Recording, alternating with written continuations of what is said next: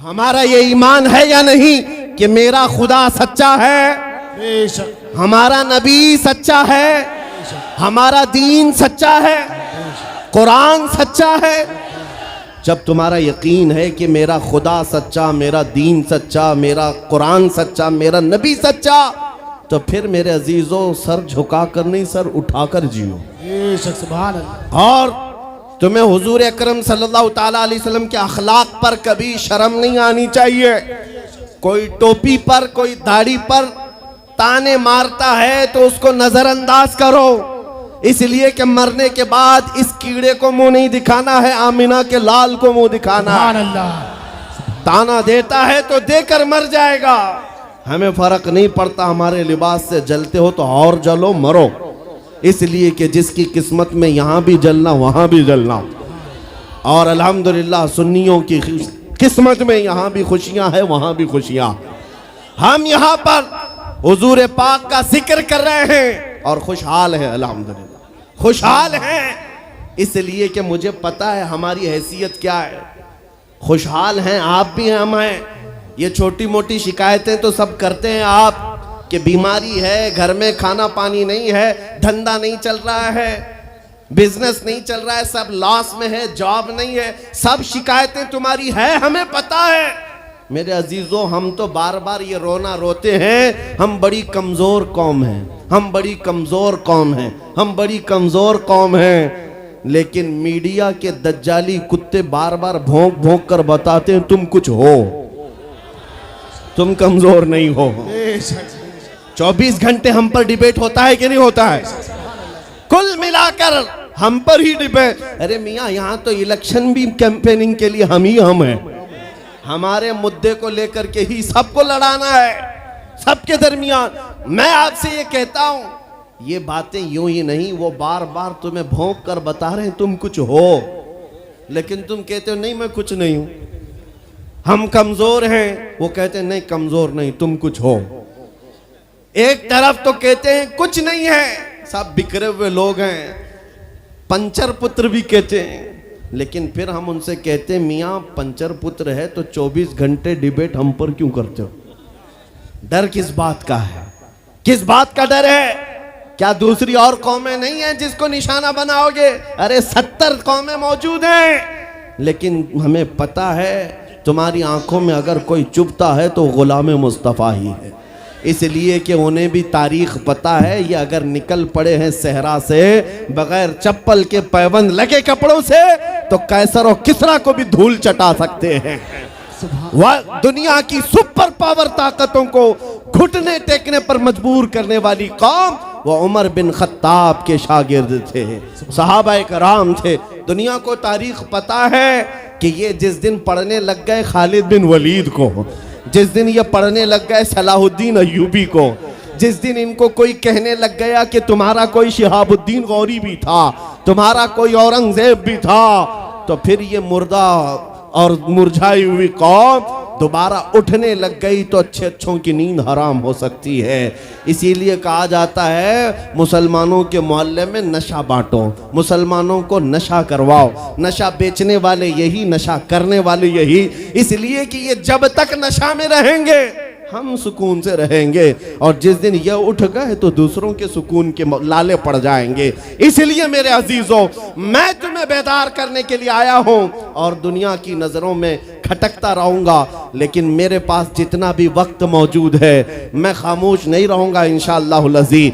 कल को भी अगर मेरी फांसी हो जाए मुझे इस बात की परवाह नहीं है, दुनिया से जाएंगे। हमारे एक के मर जाने के बाद उन कुत्तों से कहता हूं कि इसको ये मत समझ लेना कि इस्लाम खत्म हो जाएगा, मुझ जैसे 1000 कट भी जाएं तब भी हम नारा यही लगाएंगे, इस्लाम जिंदा होता है हर करबला के बाद। नारे तकबीर, नारे रिसालत, शहंशाह खिताबत, शेरे हिंदुस्तान सलमान मुफ्ती सलमान हजारी साहब किबला।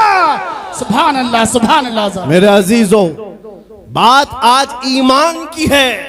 मैंने आज तक किसी तकरीर में किसी को असलहा उठाने की बात नहीं की, मैंने कभी किसी को बंदूक, बारूद, चाकू, तलवार की बात नहीं की और ना ही हमें जरूरत है। मेरे अजीजों, हम तो चाहते हैं कि तुम इश्क रसूल का जामा पहन लो, हुजूर की मोहब्बत का लिबास पहन लो। मेरे अजीजों, चाकू ब्लेड भी उठाने की जरूरत नहीं, तुम्हारे चलते फिरते देखकर कितने कीड़े फना हो जाए। हाँ, सिर्फ तुम्हारी चलत फिरत से कई कुत्ते नालियों में मर जाएं। सबको समझ में आती है बात।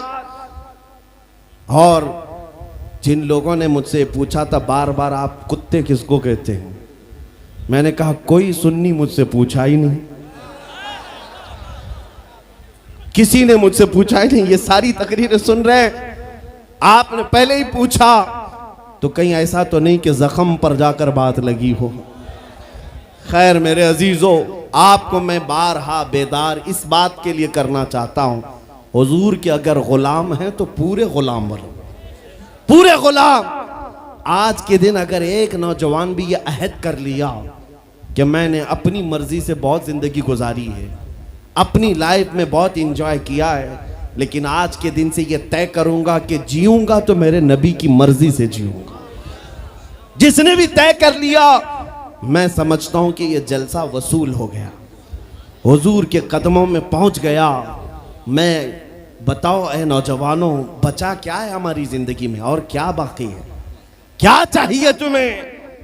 पूरी दुनिया तुम नाक रगड़ रगड़ कर हासिल कर भी लिए तो एक दिन तो मौत आनी है, एक दिन तो दुनिया से जाना है, सारी दौलत छोड़कर जाओगे, इस बात पर सबका यकीन है। तुमने खुद अपने हाथों से कितने मुर्दे दफनाए, तुमने कितने लोगों की कब्रों को खुद अपने हाथों से बंद किया।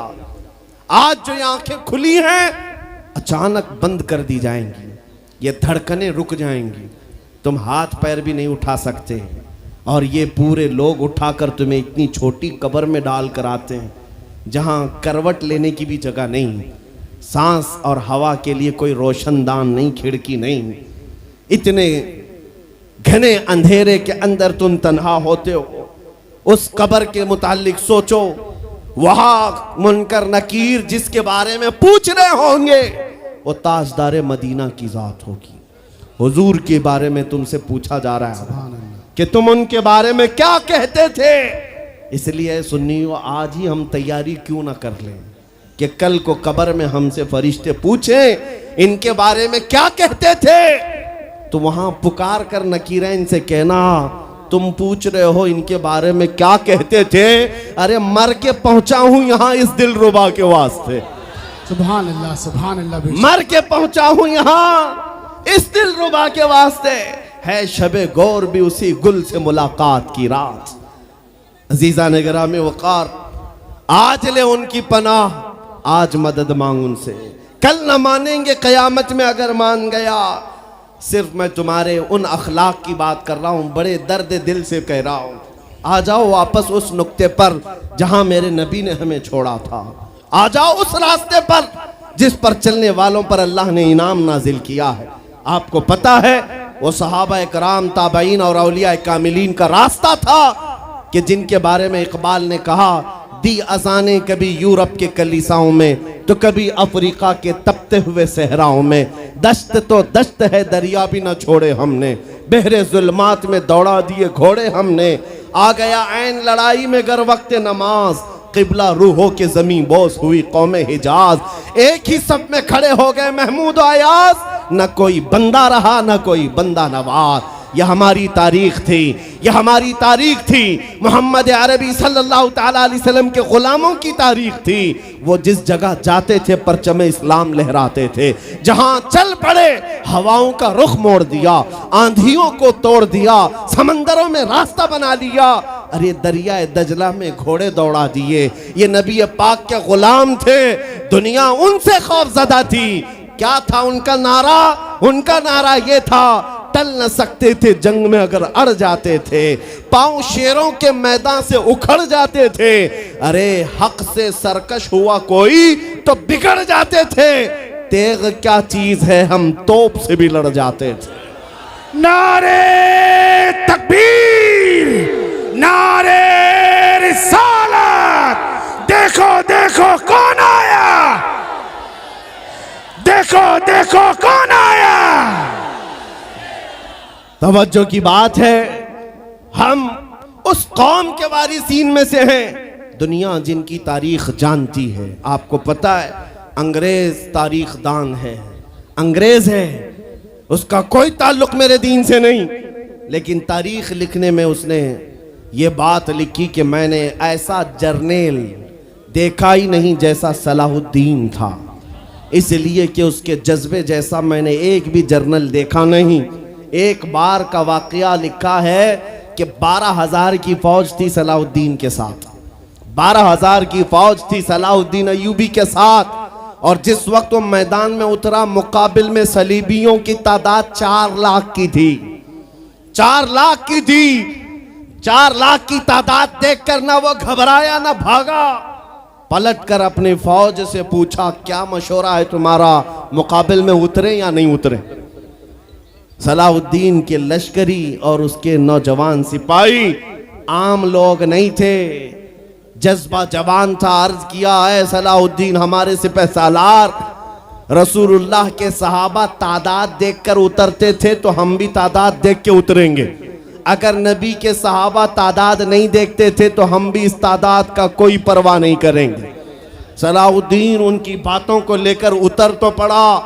तारीख लिखने वाला अंग्रेज आदमी है, कहता है मुकाबला कर लेना और बात होती है, लेकिन 4 लाख को तितर बितर करके रख देना तारीख की अलग बात होती है। सलाहुद्दीन के इस कारनामे के बाद वो अंग्रेज तारीख दान कहता है हमारे इलाकों में हाल ये हो गया था, हमारे यहाँ की माएँ अपने बच्चों को थपकियां देकर सुलाती थी और ये कहती थी कि बेटा सो जा नहीं तो सलाहुद्दीन आ जाए। सुभान अल्लाह, सुभान अल्लाह। ये मैं इसलिए बातें अर्ज कर रहा हूँ कि सलाहुद्दीन अय्यूबी की ताकत वो उनकी अपनी बॉडी की ताकत नहीं थी, वो ना ही किसी जगह से वर्जिश करके हासिल की हुई ताकत थी। सलाहुद्दीन की ताकत इश्क़ मुस्तफ़ा की वजह से थी, वो मोहब्बत रसूल का पैकर था।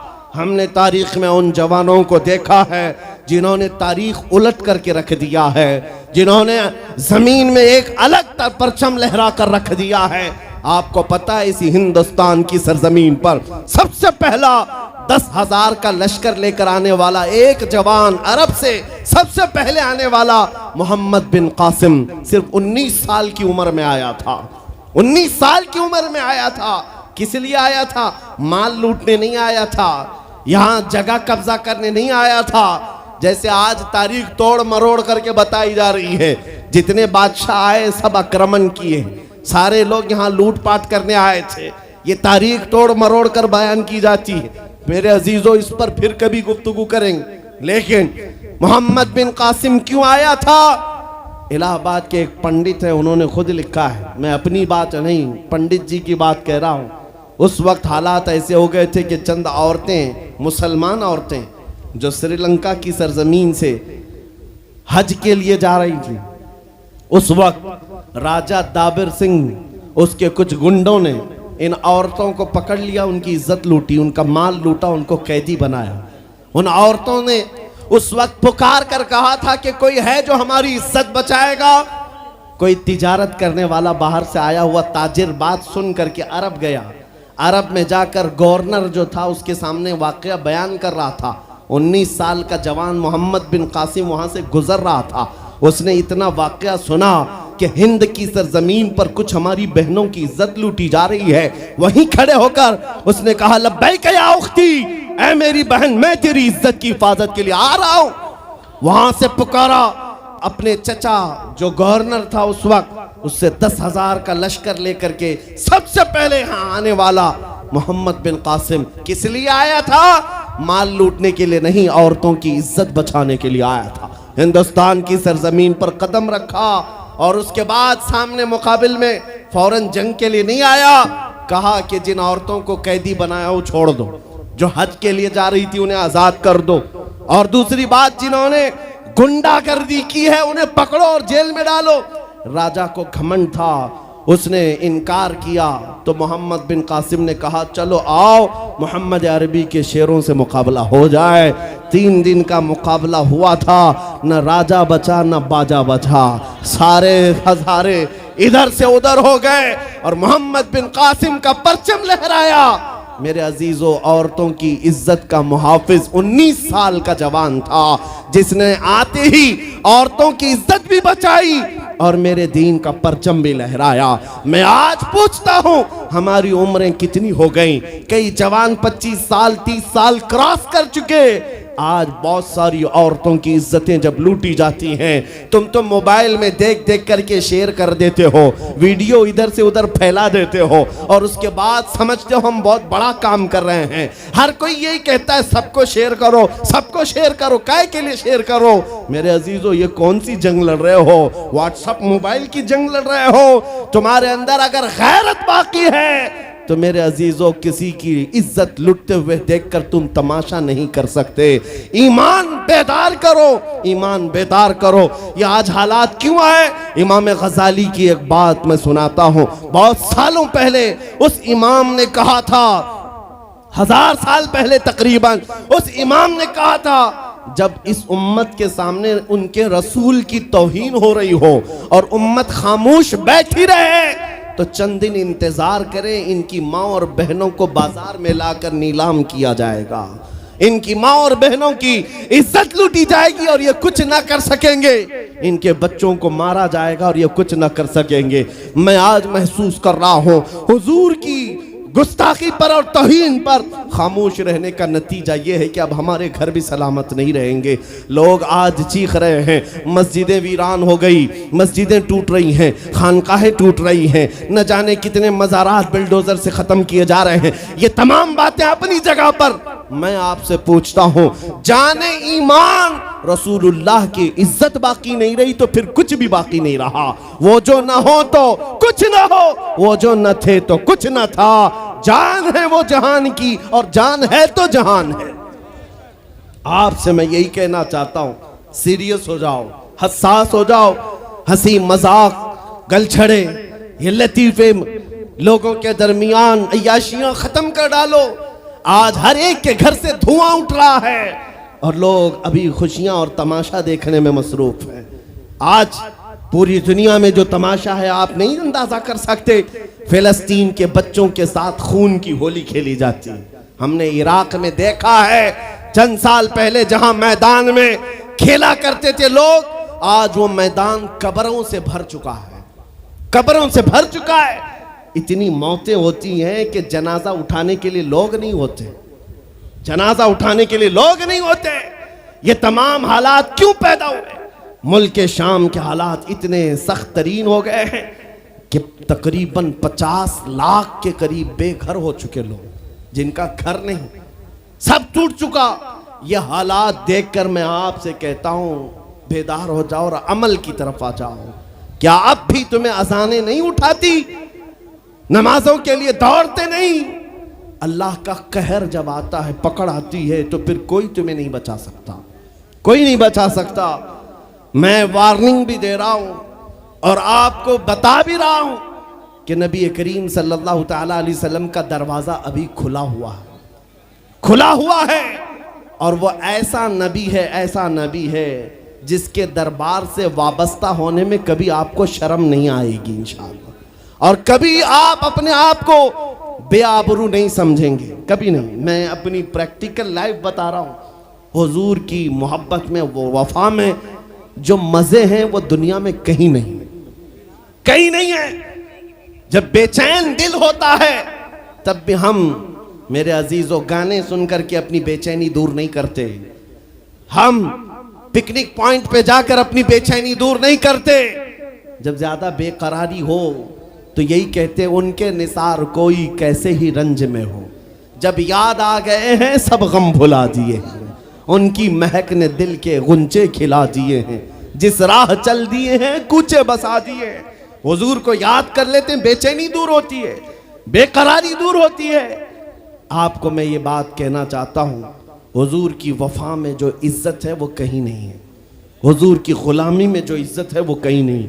आज आपके दरमियान मैं यहाँ आया हूँ, फतेहपुर सिकरी पहली मर्तबा, लेकिन तुम्हारा जोश और जज्बा मेरे अजीज़ों, रात के 12 बजे के बाद मुझ जैसे एक अदना तालिब इल्म के इस्तकबाल के लिए अगर इतना मजमा खड़ा है, जो खड़ा है, जिसको जगह नहीं वो भी, जिसको जगह है वो भी, क्यों कोई बड़े पार्टी का नेता आया है? क्या किसी गवर्नमेंट का ओहदेदार आया है? नहीं, सबको यहां पता है कोई नेता नहीं आया, हुजूर का एक गुलाम आया। हमारी आज जो इज्जत है वो सिर्फ इसीलिए है, जब तक बिके न थे तो कोई पूछता न था। या रसूल अल्लाह, तुमने खरीद कर हमें अनमोल कर दिया। जब तक के मदीने से इशारे नहीं होते, रोशन मेरी किस्मत के सितारे नहीं होते। इसलिए आज से भी कहता हूं, बेदाम ही बिक जाइए बाजार नबी में, बेदाम ही बिक जाइए बाजार नबी में। अरे इस शान के सौदे में खसारे नहीं होते। नारे तकबीर, लब्बैक लब्बैक लब्बैक या रसूल अल्लाह, लब्बैक लब्बैक लब्बैक या रसूल अल्लाह। ताजदार खत्म नबूवत, ताजदार खत्म नबूवत। मैं अपनी गुफ्तगू को समेटते हुए बात अर्ज करता हूं, तुम्हारे यकीन को बढ़ाने के लिए कहता हूं, आज भी तुम्हें पता होना चाहिए, हमारे दर्द को कोई समझने वाला है तो आमिना का लाल है, वो मकीने गुंबद खजरा है, जो बेकसों का कस, जो बेसहारों का सहारा। उस रसूल पाक की आदत ही ये है, आता है फकीरों पे उन्हें प्यार कुछ ऐसा, खुद भीख दें और खुद कहें मंगते का भला हो। आपको मैं ये बात बार बार इसलिए कह रहा हूं कि तुम ये मांगना छोड़ दो, लोगों के यहाँ हाथ फैलाना छोड़ दो, उनकी नौकरी चाकरी करना छोड़ दो। मेरे मुर्शिद ताजु शरिया फरमाया करते, बुल हवस सुन सीमो जर की बंदगी अच्छी नहीं, बुल हवस सुन सीमो जर की बंदगी अच्छी नहीं, उनके दर की भीख अच्छी, सरवरी अच्छी नहीं। दुनिया में कहीं इज्जत नहीं पाओगे जो मेरे नबी की गुलामी में पाओगे। इसलिए कि हमने हुजूर से वाबस्ता होने वालों को देखा है, वो बिलाल हबशी हबशा के रहने वाले थे, अगरचे रंग काला था, लेकिन जब मेरे आका की गुलामी में आए तो मेरे आका ने उन्हें काबे की छत पर चढ़ा दिया, और काबे की छत पर से अजान देकर बिलाल ने ये लोगों को बता दिया, ऐ लोगों मुझे देखो, रंग से इज्जत नहीं, मुस्तफा के कदमों से इज्जत है।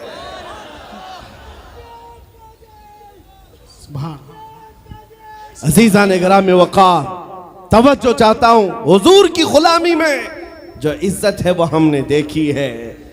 जो लोग सहाबाए कराम, जो सहाबाए कराम, सैयदना अमीरुल मोमिनीन उमर इब्न खत्ताब, जिनका हाल ये था 36 लाख स्क्वायर किलोमीटर पर तन्हा हुकूमत करते थे। उस वक्त मिस्र भी, शाम भी, यमन भी, इराक भी, फिलिस्तीन भी, अरब, ये 6 कंट्री पूरे मिलाकर तन्हा हजरत उमर की निगरानी में थे। और ऐसी निगरानी नहीं कि यहाँ बैठ करके बड़ी बड़ी मीटिंगें कर रहे हों और गरीब खस्ता हाल सो रहे हों। उस खलीफा इस्लाम का हाल ये था, वो मदीने में बैठकर खिलाफत कर रहा था, और बड़ी दूर एक औरत अपनी बेटी से कह रही है कि आज थोड़ा दूध में पानी मिला ले। बेटी कहती नहीं, खलीफा उमर बिन खत्ताब की खिलाफत है, उमर इब्न खत्ताब की खिलाफत है। घरों में तक उमर इब्न खत्ताब की निगरानी थी। ये कौन? उमर इब्न खत्ताब रज़ियल्लाहु ताला अन्हु, जिन्होंने लोगों का खून चूस करके हुकूमत की कुर्सी नहीं बिठाई।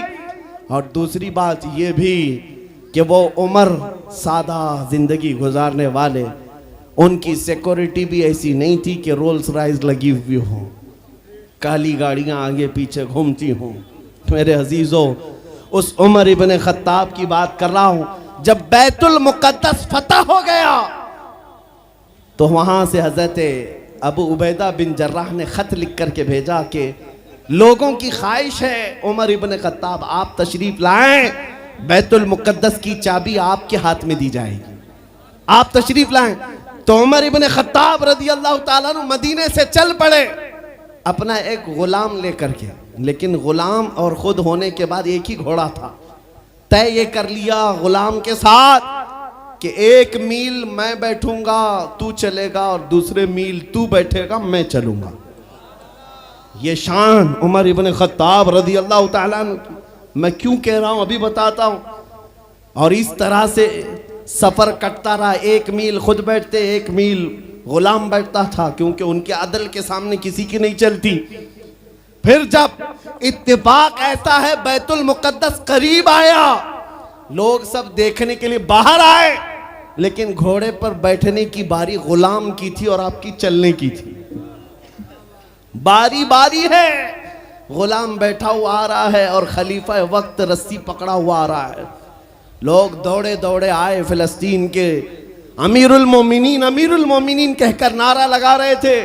तो जो मौजूद सहाबा थे उन्होंने बताया ये घोड़े पर बैठा हुआ अमीरुल मोमिनीन नहीं है, ये घोड़े की रस्सी पकड़कर जो आ रहा है वो अमीरुल मोमिनीन है। ईसाइयों ने पहली मर्तबा देख करके पूछा था, ए मुसलमानों क्या तुम्हारा बादशाह ऐसा भी होता है? उस वक्त सहाबा ने कहा पहली बात तो हमारे यहाँ बादशाह होता ही नहीं, बादशाह नहीं होता। और उनकी ये जिंदगी मैं इसलिए बता रहा हूं। फिर ईसाइयों ने कहा अगर ये घोड़े की रस्सी पकड़कर चलता है तो इसके डर से कैसर और किसरा क्यों कांप रहे हैं? इसके डर से पूरा ईरान, पूरा रोम कांप रहा है। आखिर कौन सी ताकत है इस उमर के अंदर? ये तो रस्सी पकड़कर घोड़े लेकर चल रहा है। तब जानते हो मेरे अजीजों, उमर इब्न खत्ताब रज़ी अल्लाह ताला अन्हु ने लोगों को जमा करके बताया, ऐ लोगों सुनो, मेरी हैसियत सिर्फ इतनी थी, मैं खत्ताब का बेटा उमर, बचपन में 2 बकरियां मुझसे नहीं संभाली जाती और मेरे बाप मुझे हर दिन मारते थे, बकरियां नहीं संभालनी आती। लेकिन आज गौर से देखो, आंख खोलकर, वही खत्ताब का बेटा उमर है। 36 लाख स्क्वायर किलोमीटर पर तन्हा हुकूमत करता है। इसलिए नहीं कि खत्ताब का बेटा उमर है, इसलिए कि मोहम्मद अरबी का गुलाम उमर है। नारे तकबीर, नारे रिसालत, मरहबा या मुस्तफा, मरहबा या मुस्तफा। अजीज़ान गिरामी वक़ार, मैं आपको कई मिसालों से बता सकता हूं। इज्जत सहाबा ने रसूलुल्लाह के कदमों से पाई है, इज्जत नबी पाक के कदमों से पाई है। आज जिस जलसे में जाएं, आला हजरत, अभी अगर मैं पूछूं अरे भैया लीड खींच रही है भैया, स्टेज पे से नीचे आया, फालतू लोग सब लीड खराब हो रही है, वो खींच के।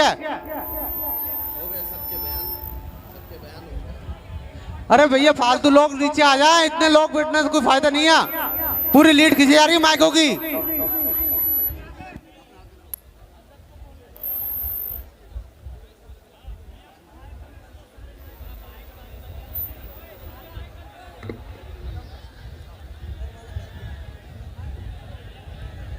मिंबर नूर पर जलवाबार उलमाए ज़वील एहतराम, मशाइख, सादात, हाज़रीन अहले सुन्नत व जमात, अस्सलामु अलैकुम व रहमतुल्लाहि व बरकातुहू। अल्हम्दुलिल्लाह, अल्हम्दुलिल्लाहिल हन्नानिल मन्नान, अल्लज़ी खलक़ल इंसान व अल्लमहुल बयान, वस्सलातु वस्सलामु अला रसूलिही सय्यिदिल इंसी वल जान व अला आलिही व अस्हाबिही ज़विल खैरि वल इहसान, अम्मा बाद। फ़अऊज़ु बिल्लाहि मिनश शैतानिर रजीम, बिस्मिल्लाहिर रहमानिर रहीम। क़ुल बिफ़ज़लिल्लाहि व बिरहमतिही फ़बिज़ालिका फ़लयफ़रहू, सदक़ल्लाहु मौलाना अज़ीम। बारगाह रिसालत मुआब सल्लल्लाहु तआला अलैहि वसल्लम में दुरूद पाक का हदिया पेश करें। अल्लाहुम्मा सल्लि अला सय्यिदिना व मौलाना मुहम्मदिन मअदनिल जूदि वल करम व आलिहि व अस्हाबिहिल किराम व इब्निहिल करीम व बारिक व सल्लिम सलातन दाइमतन सरमदन अबदा। अज़ीज़ान गिरामी वक़ार,